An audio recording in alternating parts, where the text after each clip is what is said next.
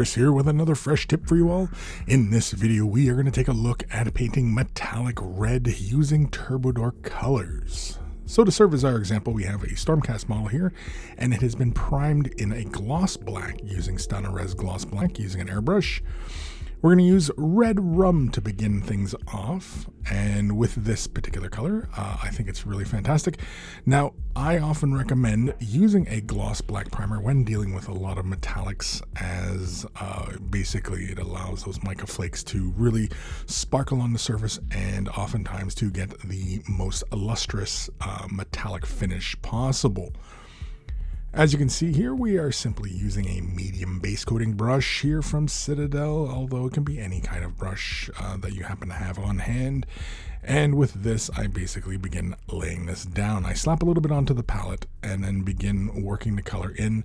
And you may or may not be able to notice here, but you see that the coverage is not like 100% even, but actually on the black surface, it does actually look really cool. And with the way the lights, the ambient lights in the room and everything like that, it does really look quite nice. And it is in camera here, it actually looks a little darker than it actually does in person. So for anybody who's trying this out for themselves, it does shine a lot more red back to you than it does what we're seeing here on the camera. It is a nice deep red, and you can see there like some areas there where you can see a little bit of the black primer kind of poking through.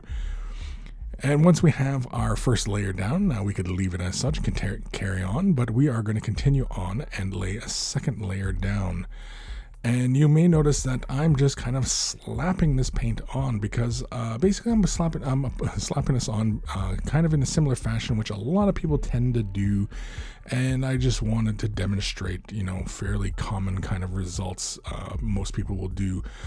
Basically, whenever I like to get a nice smooth base coat on a surface, I alternate the direction of the brush strokes between each layer as they dry, just to eliminate any kind of brush strokes or anything like that. But I found that with this particular paint, applying it in this kind of sort of almost a stippling type of motion where we're kind of just scrubbing it into the surface, the inconsistent movements of your brush strokes and where they finish on the surface actually adds to the coverage.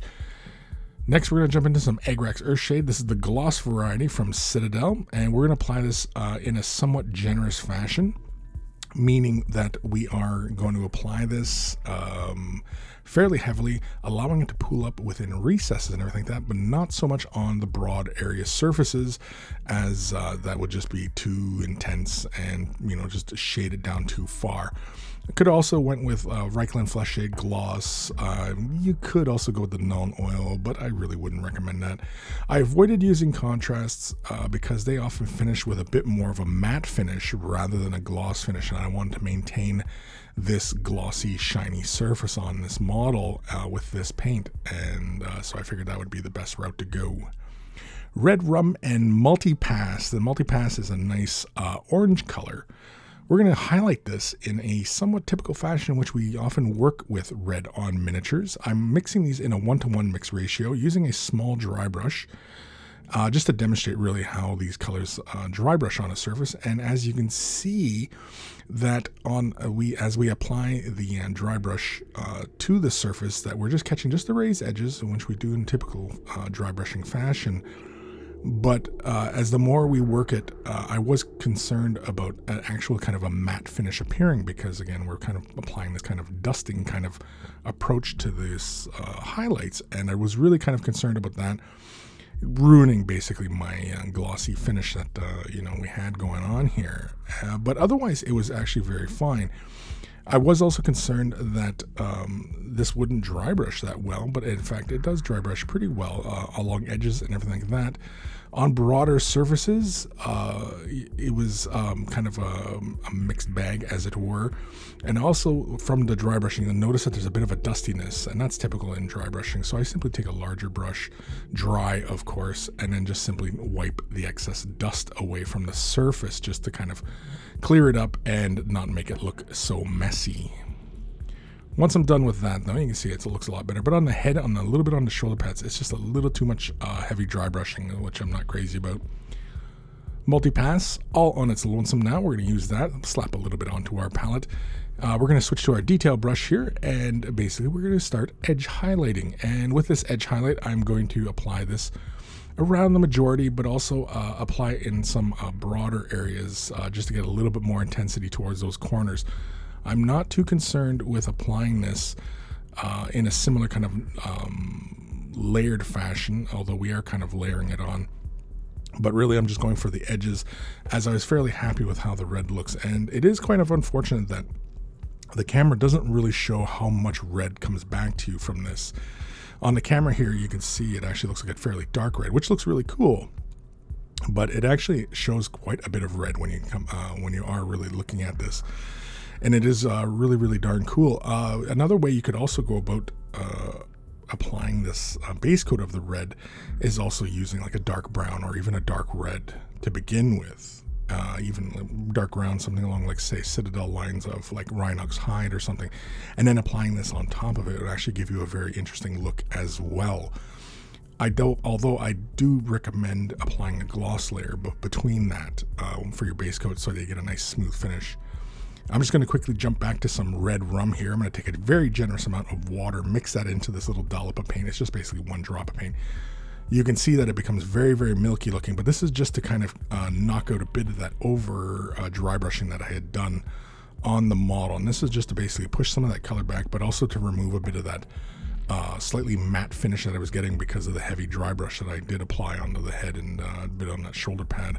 That was just a bit of touch up. That's really more of my technique than anything really. We're back with the Multipass again. This is still the same paint we're using here. And again, I'm just continuing my edge work of the way around. And as I mentioned, when we are painting the metallic red, I'm painting it in this typical fashion in which we treat red on miniatures, which is we start off with a dark red and then add basically oranges and yellows to the paint to bring up our highlights and staying within that kind of fashion. Next, we're going to use Momo. This is a nice light orange. We're going to use this, and we only need like a little drop onto our palette. And basically, I'm just going to catch just some of the raised portions of each of those edges. You may notice that with the Multipass, we were going around a majority of the edges as we worked our way around the model. This highlight here will be far less. It's about half of what we had previously done. You can see I'm just simply bringing some attention to some of those corners and other areas of interest. Now, the fun part is that when you are applying paint to a glossy surface like this, the ambient light in your room actually helps you kind of identify where you want to place highlights, especially if you want to maintain this nice shiny kind of look. If the paint finished with more of a matte finish, you would have to know these placements ahead of time, which is why we oftentimes highlight in a very conventional kind of sense that we just simply lay the highlights along the edges and everything like that, because it basically mimics shinier surfaces, which is why we often do it for armor and things of that nature.